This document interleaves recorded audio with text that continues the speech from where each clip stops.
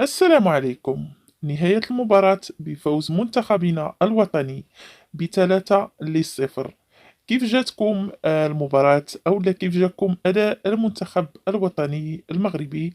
الحمد لله أنهم قدروا يفوزوا ب3-0. نتمنى إن شاء الله حتى في كأس العالم يكونوا بهذا النيفو باش لعبوا هذا النهار. ما تنسوناش من واحد لايك، الله يجازيكم كل خير، وفعلوا الجرس باش هكا دائما يوصلكم الجديد.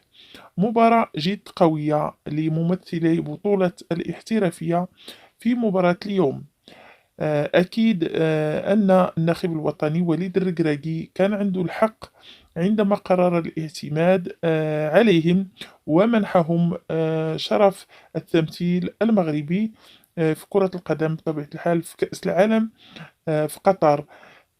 كان عنده الحق. هانتوما شفتوا النتيجة خرجت مرضية ولله الحمد. هذه غير مباراة حبية ونتمنوا لهم التوفيق إن شاء الله.